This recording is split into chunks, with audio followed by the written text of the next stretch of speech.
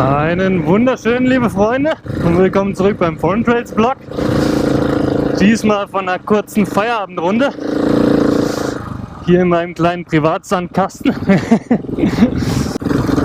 Mittlerweile habe ich die 690 jetzt schon seit ziemlich genau einem Jahr.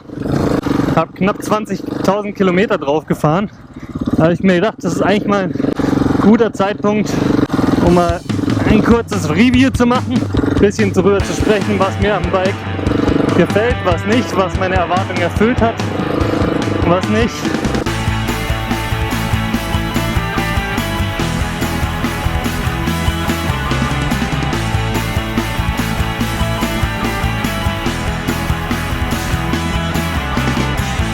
Kurz zum Hintergrund zu mir.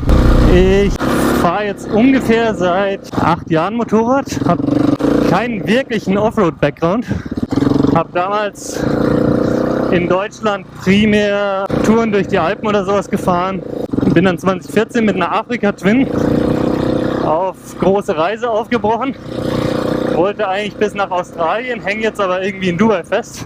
Die ganze Geschichte dazu habe ich in einem anderen Video mal erzählt, das verlinke ich euch mal irgendwo hier. Ich habe auf der Afrika-Twin generell so ein bisschen Lust darauf bekommen, definitiv. Wo ich dann hier angekommen bin, habe ich immer mehr Touren mal durch die Berge, durch die Wadis hier gemacht, so ein bisschen Schotterpiste. Ja, und habe dann ziemlich schnell festgestellt, ich brauche ein anderes Bike. Und so bin ich über kurz oder lang zur 690 gekommen. Ich habe auf jeden Fall vor, den Trip nach Australien irgendwann weiterzumachen und dafür die 690 zu nehmen. Und jetzt nach einem Jahr, 20.000 Kilometern, dachte ich, wird es mal Zeit für ein ordentliches Review. Ja, was gefällt mir an ihr? Ja, sie ist einfach super vielseitig. Ich kann einigermaßen auf dem Highway Strecke reißen. Ich kann aber genauso gut sie hier durch die Wüste treten und das ist einfach nur überragend. Geht aber Hand in Hand mit dem größten Punkt, der mir nicht gefällt, der Langstreckenkomfort. Es ist halt einfach kein Touring-Motorrad. Es ist leicht, das heißt, es liegt nicht so stabil auf der Straße. Es ist ein Einzylinder. Das heißt, es vibriert, wenn auch weniger als die früheren Einzylinder. Das habe ich mir zumindest sagen lassen, ich bin nie gefahren. Wenn auch weniger, vibriert sie trotzdem ganz schön. Und wirklich mal irgendwie 500 Kilometer Straße am Tag reißen, ist echt eine Tortur. Also nicht, dass es auf der Afrika Twin angenehm war, aber angenehm mehr definitiv. Und was mir gefällt, der Fun-Faktor. Aber das ist ein relativ offensichtlicher Punkt, glaube ich. Ja, hat einfach definitiv so viel mehr Spaß im Gelände, weil sie einem einfach viel, viel mehr verzeiht und man wird auch viel experimentierfreudiger. Ich meine, ich bin hier alleine gerade mitten in der Wüste. Gut, ich habe Werkzeug dabei für den Fall, dass mir das Ding zusammenbricht, aber ansonsten, apropos Werkzeug, was mir nicht gefällt, die Zuverlässigkeit. Wobei ich ehrlich gesagt noch nicht so wirklich schlechte Erfahrungen mit gemacht habe. Wobei es wäre auch übel, wenn ich die ersten 20.000 Kilometer schon schlechte Erfahrungen gemacht habe. Aber generell sagt man ja, dass Einzylinder und neuere Motoren generell etwas weniger zuverlässig sind. Ob das bei der 690 auf lange Sicht der Fall ist, wird sich zeigen müssen. Wenn wir beim Thema Zuverlässigkeit und Technik sind, die ganze neue Technik ist auf jeden Fall auch ein Pro, also was für Parts KTM hier verbaut hat. Wie gesagt, das ist einfach nur mega vertrauenserweckend, das Ding durchs Gelände zu treten. Da kriegt man halt auch was fürs Geld. Ja, apropos Geld, das ist definitiv ein Nachteil. Das Ding ist im Vergleich zu anderen Bikes in der Größenordnung schweineteuer. Also wenn man es mal irgendwie mit den alten Suzuki Dual Sports oder sowas vergleicht, also muss man definitiv etwas tiefer in die Tasche greifen. Aber Thema Qualität der Teile generell, aber das liegt glaube ich einfach daran, dass es ein kleines, leichtes Motorrad, Einzylinder ist. So gut es sich im Gelände anfühlt, so wackelig fühlt sich doch irgendwie alles an. Nicht ganz das Qualitätsgefühl, das ich mir erhofft hatte. Wobei, wie gesagt, es funktioniert. Und bisher ist mir auch noch nichts um die Ohren geflogen. Das heißt, das Gefühl ist, glaube ich, eher subjektiv. Anyway, was gefällt mir? die Sicherheit, in Anführungszeichen, Sicherheit Offroad, ich habe es vorhin schon erwähnt. Mit einem fetten Bike würde ich mich einfach niemals alleine, ja gut, in die Wüste sowieso nicht, aber generell alleine würde ich mir Offroad nicht so viel zutrauen, weil wie gesagt, das Ding verzeiht einfach viel mehr und das lädt einfach zum Ausprobieren ein. Und das war für mich auch mit einer der Hauptgründe. Mit meinem fahrerischen Level und dem Interesse mehr Offroad fahren zu wollen, war das einfach die absolut richtige Entscheidung. Kurze Gedenkminute, ob ich irgendwas vergessen habe. Eine Sache noch,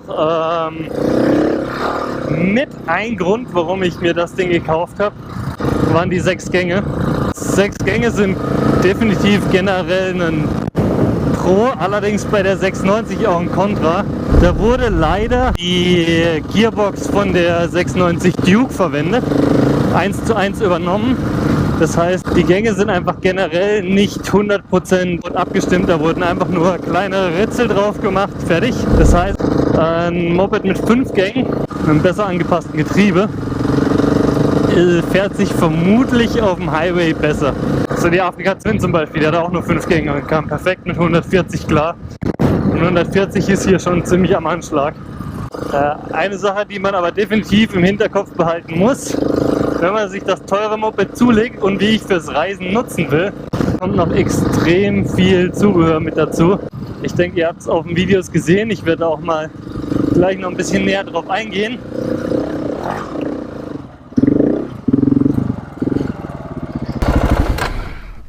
Perfekt.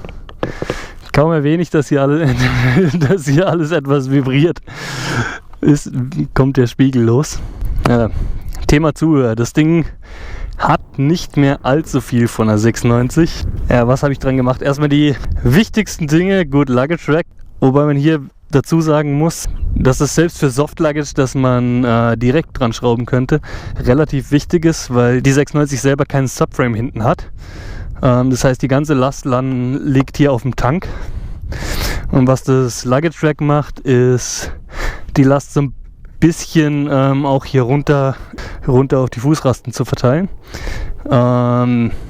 Tank, original ist 12 Liter, das ist ja definitiv zu wenig. Manche nehmen einfach Kanister mit. Mir persönlich ist das A ein bisschen zu nervig und B hat der Tank hier vorne den Vorteil, dass das ganze Gewicht, das hinten sitzt, ein bisschen nach vorne geschoben wird, weil hier hinten ist der Sprit, hier hinten ist das ganze Gepäck, man sitzt relativ weit hinten, da schiebt das Ding schon gerne mal über die Vorderachse, das heißt, es ist ganz gut, da ein bisschen einen Ausgleich zu haben.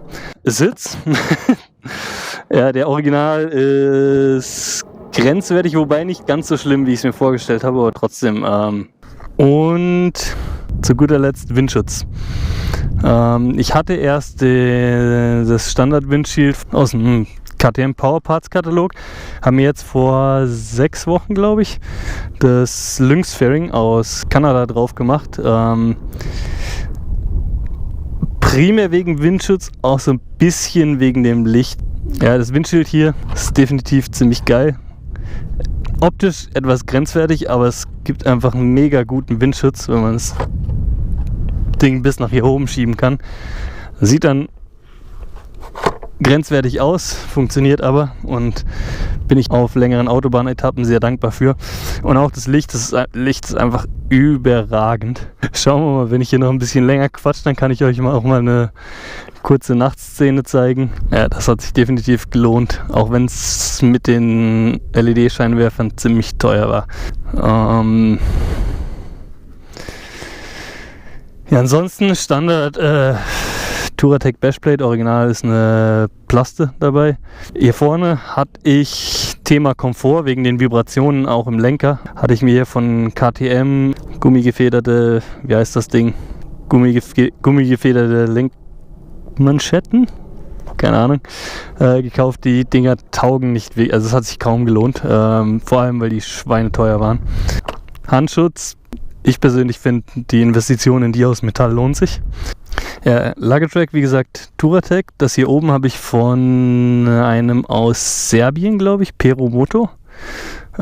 Ziemlich geil. Deutlich besser als das Touratech. Das Touratech habe ich zusammen mit dem Topcase innerhalb von irgendwie 4-5 Wochen abgebrochen. Allerdings, was wichtig ist, wenn ihr einen Topcase installiert, das hier ist einfach ein Pelican-Case, das ich dran gespackst habe.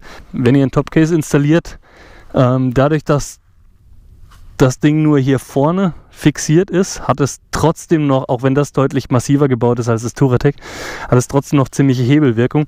Deswegen habe ich das hier einfach mit einem Spannriemen einmal runtergezurrt, dann kann es nicht so hin und her wackeln.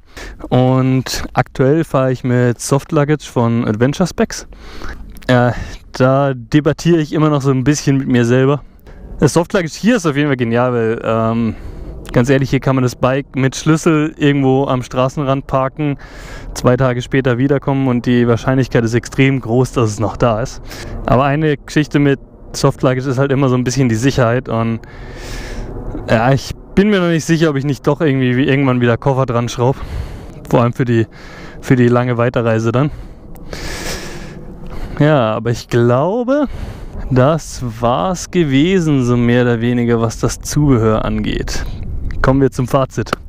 Ist es das richtige Bike für die Weltreise? Ich weiß es noch nicht, aber ich werde es rausfinden. Ich habe auf jeden Fall definitiv nicht mehr vor, das nochmal zu wechseln. Es macht auf jeden Fall mega Laune. Es hat mich an Orte gebracht, wo ich nie gedacht habe, dass ich mal irgendwann Motorrad fahren werde. Deshalb für mich mit meinem aktuellen Fahrstil, mit meinem aktuellen fahrerischen Level ist es definitiv genau das Richtige.